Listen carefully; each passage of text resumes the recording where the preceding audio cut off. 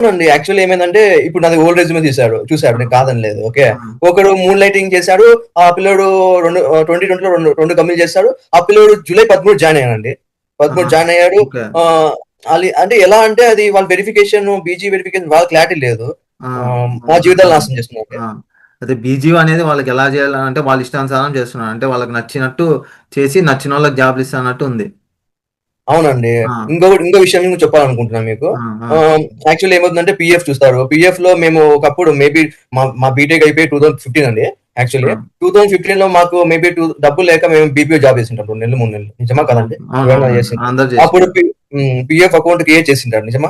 PF అవును. Account create చేసినప్పుడు అది పట్టుకొని ఇప్పుడు ఆ పీఎఫ్ ఇది క్రియేట్ అయింది ఈ కంపెనీ దాని రిలీవ్ కావాలి, ఎక్స్‌పీరియన్స్ కావాలి అంటారు.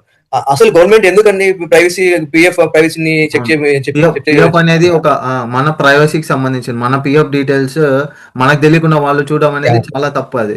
ఒకవేళ అవునండి. చూడాలనుకున్నా కూడా మనల్ని అడగాలి మీకిష్టమా? కాదా? అని. మాకిష్టం లేదు అంటే వాళ్ళు ఇంకో వెరిఫికేషన్ ప్రొసీడ్ అవ్వాలి గానీ, ఆ పీఎఫ్‌ని పట్టుకోవడం అనేది చాలా తప్పు. అది మన ప్రైవసీ గదా! మన ప్రైవసీ మనం గవర్నమెంట్‌ని నమ్మి గవర్నమెంట్ తెచ్చిన స్కీమ్ ఈపీఎఫ్‌ని నమ్మి మనం డబ్బులు పెడుతున్నాం దాంట్లో.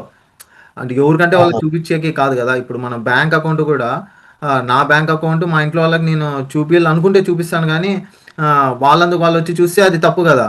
అది ఒక అవునండి. ఎన్నో ఫండమెంటల్ రైట్. ట్రాన్సాక్షన్స్ అయ్యుంటాయి ఆ! గదండీ. అవును. యాహ్! అది హ్మ్. ఫండమెంటల్ రైట్‌ని తప్పు చేయడమే గదా! అదొక ఫండమెంటల్ రైట్‌ని తప్పు చేయడమే. అవునండి. ఒక ఇంకో ఫస్ట్ ఆఫ్ ఆల్ విషయం ఏందంటే ఫండమెంటల్ రైట్స్‌ని తీయడమే.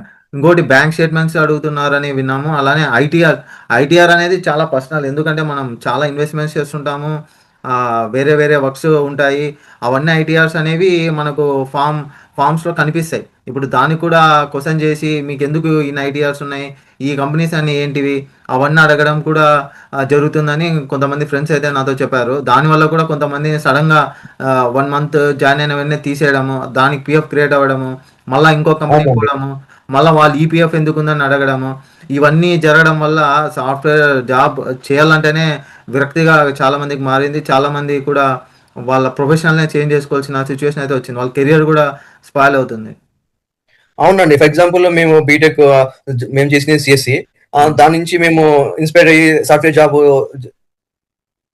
జాయిన్ అయినాము. ఆ! మాకు సాఫ్ట్‌వేర్ అంతా మాకు లాసే అండి సాఫ్ట్‌వేరు.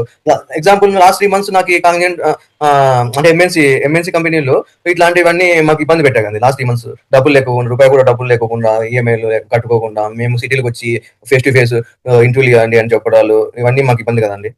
ఆ! అదైతే కరెక్టే అండి. మనం ఎన్నో